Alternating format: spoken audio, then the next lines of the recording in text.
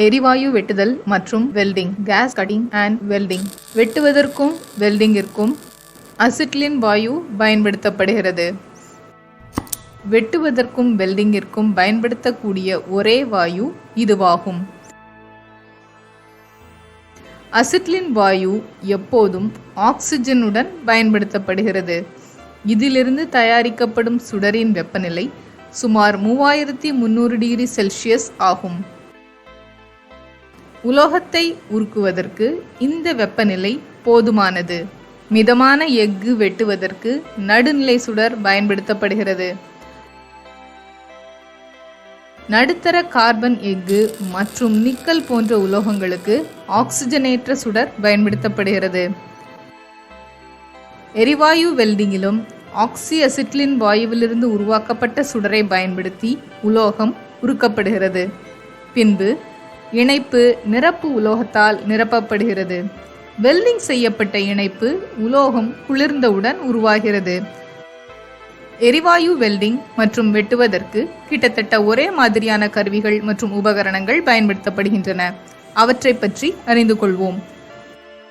Spark lighter. Spark lighter ஒரு தீப்பொறி அதற்குள் இறக்கும் ஃபிளின்ட் கல்லை உராய்வுறச் செய்வதன் மூலம் உருவாக்கப்படுகிறது.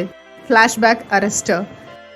தீ திரும்பி அடிக்கும் போது அல்லது ஃபிளாஷ்பேக் ஏற்படும் போதெல்லாம் குழாயின் உள்ளே வாயு எரியத் தொடங்குகிறது.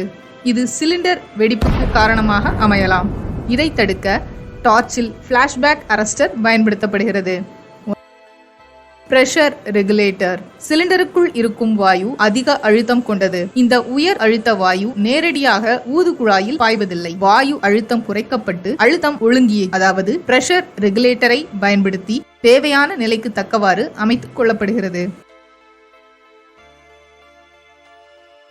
Tip cleaner. இது முனையின் துவாரத்தை சுத்தம் செய்ய பயன்படுகிறது.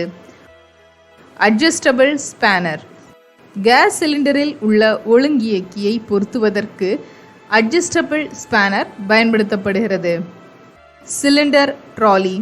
எரிவாயு சிலிண்டரை வைத்துக் கொள்வதற்கு சிலிண்டர் ட்ராலி பயன்படுத்தப்படுகிறது. Filler rod. எரிவாயு வெல்டிங்கின் போது இணைப்பை நிரப்ப ஒரு நிரப்பு கம்பி பில்லர் ராட் பயன்படுத்தப்படுகிறது. சிலிண்டர் திறப்பான். சிலிண்டரின் வால்வை திறக்க சிலிண்டர் திறப்பான் அதாவது சிலிண்டர் கீ பயன்படுத்தப்படுகிறது. ஒரு ஹோஸ் பைப் வாயு ஓட்டம் டார்ச்சிற்கு செல்ல பயன்படுத்தப்படுகிறது. வெல்டிங் டார்ச் அல்லது ஊதுகுழல். இதை பயன்படுத்தி தேவையான அளவு அசிட்டிலின் ஆக்சிஜனுடன் கலந்து ஒரு முனை வழியாக சுடர் உருவாகிறது. இது பித்தளையால் ஆனது. இது 2 வகைப்படும்.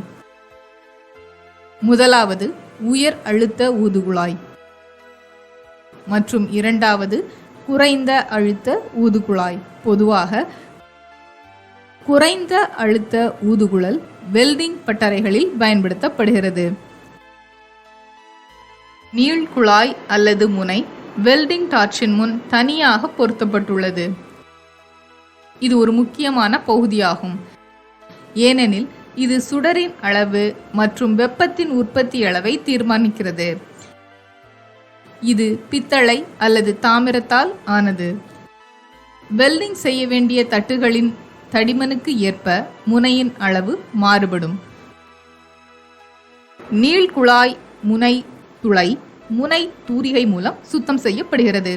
இப்போது இதோ உங்களுக்கான வேலை. எரிவாயு வெல்டிங்கிற்கு என்ன உபகரணங்கள் பயன்படுத்தப்படுகின்றன என்பதை பார்க்க அருகிலுள்ள வெல்டிங் பட்டறைக்கு செல்லவும்.